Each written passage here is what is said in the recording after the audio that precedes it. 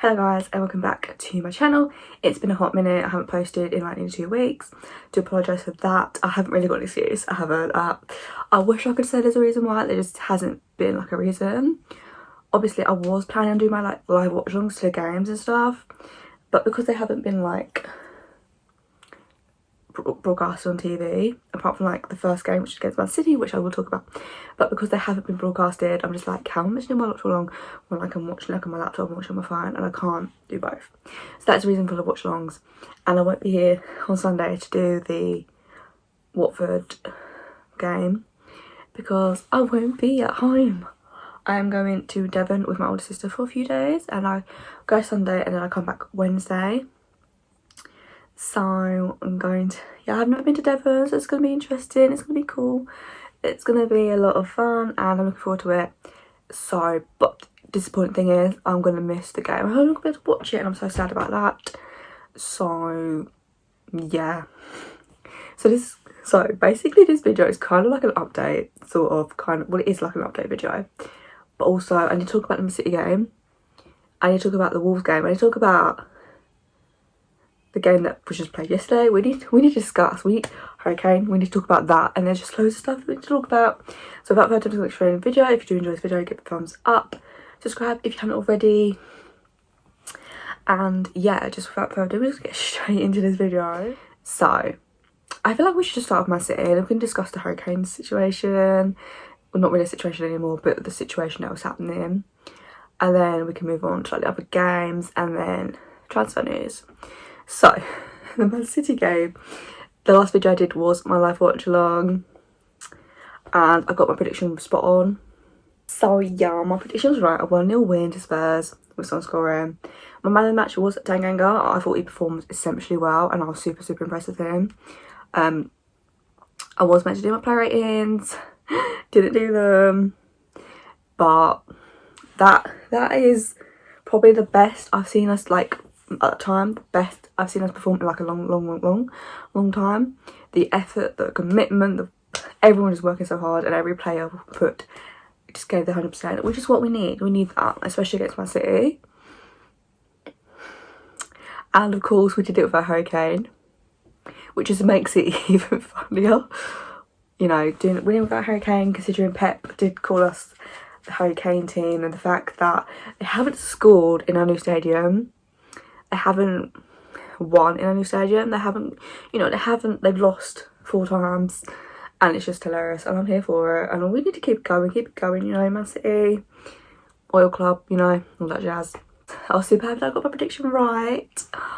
But yeah, so moving on, should we talk about the fact that Harry Kane put out a statement on his Twitter, Instagram, that he'll be staying at Tottenham this summer. I was super happy to hear that, because one, he's staying, and like obviously every Spurs fan's gonna be happy that he's staying. Like, even though it's not his choice, we know this, we know that. Like, I don't know why people, like rival fans, have to be like, the only reason he's staying is because he's got no choice. Like, we know that already. Also, another reason why I'm happy about this is because the saga is come to an end for now anyways. Sky Sports are in the mud, Talk Sports are in the mud, Man City in the mud. The fact that they to be honest, they were way too confident about getting this deal over the line. I'm like, how? Because Daniel Levy was like, no. 100 million bid? No. 150 million euro bid? Potentially?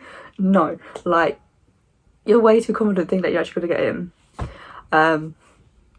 But yeah, so hearing that news, I was super happy.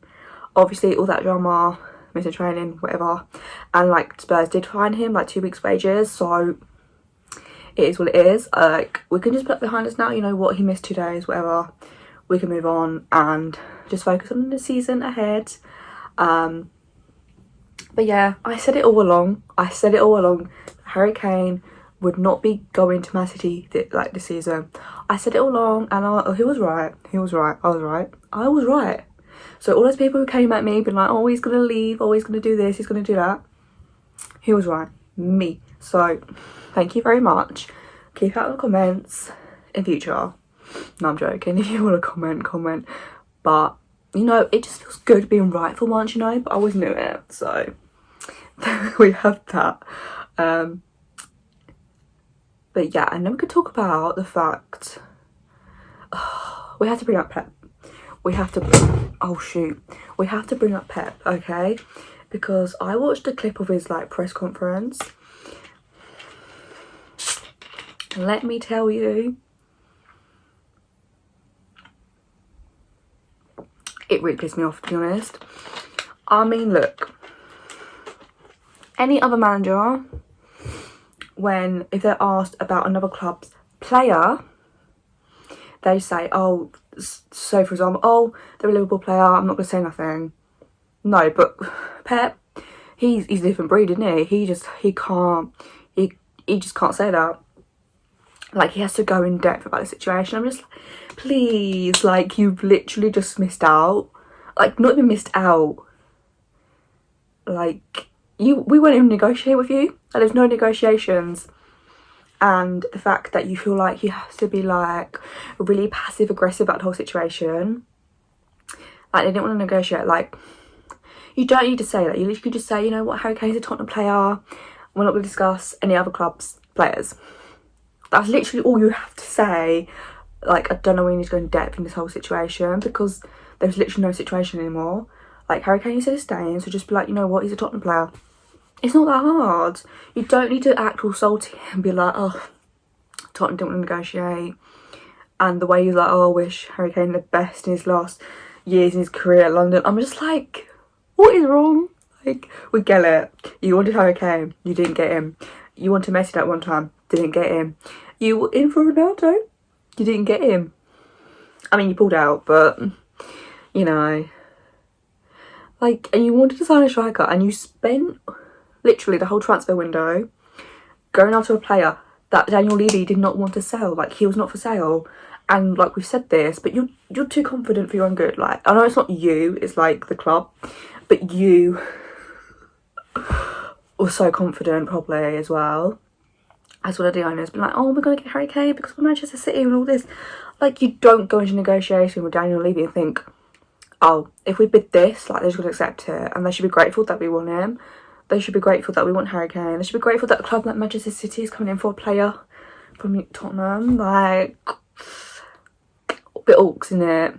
And the fact, okay, that their Man City media team had all the graphics and everything for, like, an immediate welcome for Harry Kane coming to join the club. That was embarrassing. When I read that, I was honestly hysterical. I couldn't stop laughing. So, you know nothing about Pep. Is that one game that we don't need to mention because we did lose it? So I feel like there's something to mention because we put it right last night. Harry Kane with his brace, and also Lo Celso scoring the third goal. Amazing performance. Gonna say Brian Hill, what a player, honestly. He's impressed me so far, and we've only seen play twice. But honestly, for only being 20, he is so good, and he's just only gonna get better. And I'm so excited. I play Watford on Sunday. I won't be watching the game, as I mentioned, but hopefully at some point I will watch the highlights. I'll be able to watch the highlights, but I hope he plays. Not if he might not have to start, but hopefully he just comes on because I want to see him play.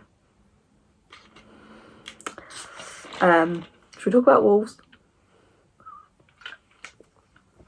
Wolves game. Now, Dele Alli was my man of the match. Obviously, he scored that penalty, which is the winner. And honestly, we all know Dele's coming back. He's coming back. Like, this season is his comeback season.